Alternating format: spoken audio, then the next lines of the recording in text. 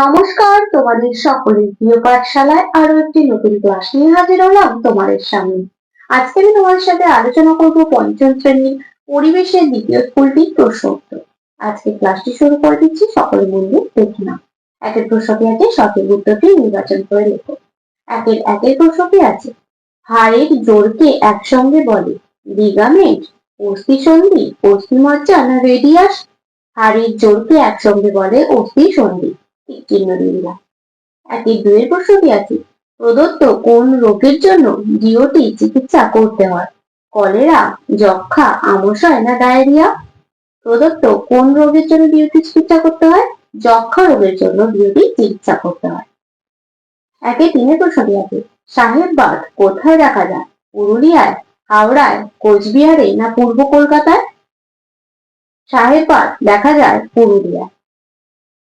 একের চারের প্রশ্নটি আছে, কোন মাটিতে বালি ও কাদা সমান সমান?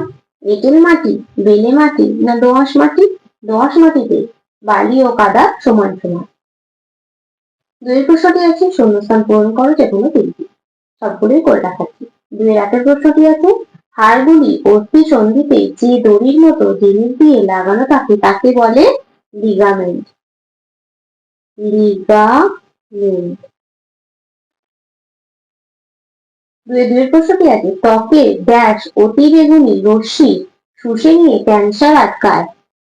ত্বকে মেলানিন।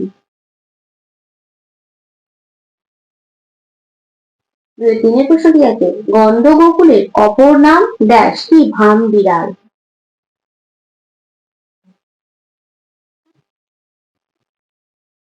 চারের প্রশ্নটি আছে, কেঁচো মাটির ড্যাশ উপাদান? সজীব উপাদান। কেঁচো মাটির সজীব উপাদান। তিনের প্রশ্নটি বলেছে, বামস্তম্ভের সঙ্গে ডান স্তম্ভ মেলাও। বিসিজি কি হবে? টিকা। ঔষধি গাছ কি হবে? মেহেন্দি। গৌড় কি হবে? ভারতীয় বায়ুসেনা। চারের প্রশ্নটি আছে, একটি বাক্যে উত্তর দাও যে কোনো চারটি, পাঁচটি বলে দিচ্ছি। চারের একের প্রশ্নটি আছে, স্টেথোস্কোপ কে আবিষ্কার করেন? Rene Laennec. Rene Laennec. তার দুইয়ের প্রশ্নটি আছে, নখ ফ্যাকাশে হয়ে যাওয়া কোন রোগের লক্ষণ? রক্তাল্পতা। রক্তাল্পতা। চারের তিনের প্রশ্নটি আছে, গন্ডারের খর্গ আসলে কি? জমাট বাঁধা চুল। জমাট বাঁধা চুল। চারের প্রশ্নটি আছে, গন্ধগোকুল দেখতে কেমন? কালো রঙের, বড় হুলো বিড়ালের মতো দেখতে, লোমশ, লম্বা লেজওয়ালা প্রাণীটির নাম গন্ধগোকুল বা ভাম বিড়াল। চারের পাঁচের প্রশ্নটি বলেছে, বাঁওড় কাকে বলে? নদী বাঁকের কিছুটা অংশ নদী থেকে আলাদা হয়ে বদ্ধ জলাভূমিতে পরিণত হয়, এই জলাভূমিকে বাঁওড় বলে।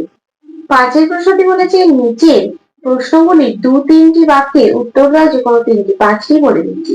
পাঁচের একের প্রশ্নটি আছে, যক্ষা রোগের লক্ষণগুলি দেখো কিভাবে বোঝা যাবে যে যক্ষা রোগ হয়েছে? প্রথম বিকালে জ্বর হয়, রাতে প্রচুর ঘাম হয় এবং শ্বাসকষ্ট দেখা দেয়। সকালে ঘুম থেকে ওঠার পর টানা কফ উঠতে থাকে, খাবারে অরুচি, বুকে ব্যথা হয়, অসুখ বাড়লে কাশির সঙ্গে কাঁচা রক্ত ওঠে, ক্রমশ দেহের ওজন কমতে থাকে। পাঁচের দুইয়ের প্রশ্নটি বলছে, দুটি রাসায়নিক বিক্রিয়ার উদাহরণ দাও। দেখো দুটি রাসায়নিক বিক্রিয়ার উদাহরণ, এক, দুধে লেবুর রস মেশানো। দুধে লেবুর রস দিলে দুধ কেটে ছানা হয়ে যায়, ছানা ও ছানার জল আলাদা হয়ে যায়, ছানা আর দুধে পরিণত হতে পারে না। দুই, কাপড়ের দাগে লেবুর রস দেওয়া। কাপড়ের যে দাগ শার্ট দিয়ে ওঠে না তাতে লেবুর রস দিলে উঠে যায়। ওআরএস কিভাবে বাড়িতে তৈরি করা হয়? বাড়িতে ওআরএস তৈরি করার পদ্ধতি, এক, প্রথমে জল 20 মিনিট ফুটিয়ে ঠান্ডা করে নিতে হবে। দুই, এরপর 1 গ্লাস ওই ফোটানো জলে 1 চামচ চিনি আর 1 চিমটে নুন দিলে তৈরি হয়ে যাবে ওআরএস। পাঁচের চারের প্রশ্নটি আছে, চামড়াকে শরীরের বর্ম বলা হয় কেন? বর্মের কাজ হলো বাইরের আঘাত থেকে দেহকে রক্ষা করা।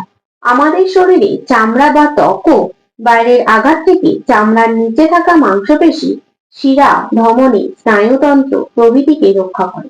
এছাড়া সূর্যের অতিবেগুনি রশ্মির ক্ষতিকারক প্রভাব থেকে, রোগ জীবাণুর হাত থেকে দেহকে রক্ষা করে চামড়া। এই কারণে চামড়াকে শরীরের বর্ম বলা হয়।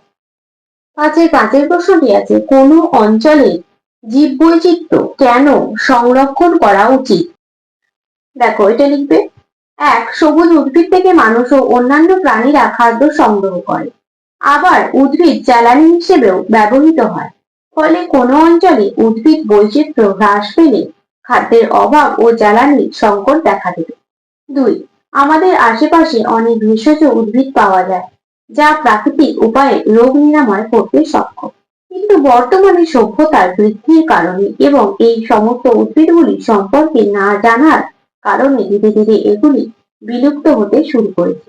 তাই এই সমস্ত উদ্ভিদগুলিকে সংরক্ষণ না করলে ভবিষ্যতে তা আমাদের জন্য বিপজ্জনক হবে। 3, পাখি ও মৌমাছিরা বীজের বিস্তারে সাহায্য করে। জীববৈচিত্র্য হ্রাস পেতে থাকলে স্বাভাবিক উদ্ভিদের বৈচিত্র্য হ্রাস পাবে। 4, বাজারে মাছের বৈচিত্র্য বর্তমানে কমে গেছে। বহু মাছ এখন বিলুপ্তির পথে। এদের সংরক্ষণ না করলে আমাদের পরবর্তী প্রজন্মের কাছে এগুলি অজানায় থেকে থাকে। 5, কীটনাশক ও রাসায়নিক সারের অতিরিক্ত ব্যবহারে কেঁচো, কেন্ন, কীটপতঙ্গ, পাখি, হরিণ প্রভৃতি বিলুপ্ত হয়ে যাচ্ছে। ফলে জীববৈচিত্র্য হ্রাস পাচ্ছে। এদের সংরক্ষণ না করলে জমির উর্বরতা কমবে ও ফসলের অভাবে খাদ্য সংকট দেখা দেবে। 6, বর্তমানে শকুনের মতো শিকারী প্রাণীরা বিলুপ্তির পথে। এরা মৃতদেহ ভক্ষণ করে পরিবেশকে দূষণমুক্ত রাখে। ফলে এদের সংরক্ষণ না করলে পরিবেশেও অবনমন দেখা দেবে। আজকের ক্লাসটি তাহলে আমি এখানে শেষ করছি। খুব তাড়াতাড়ি আরো একটি নতুন ক্লাস নিয়ে হাজির হবো তোমাদের সামনে। যদি তোমাদের আজকের ক্লাসটি ভালো লেগে থাকে তাহলে অবশ্যই লাইক, কমেন্ট, সাবস্ক্রাইব এবং শেয়ার করতে ভুলবে না। সকলে সুস্থ থাকবে, স্বাভাবিক থাকবে। সকলকে অসংখ্য ধন্যবাদ জানাই।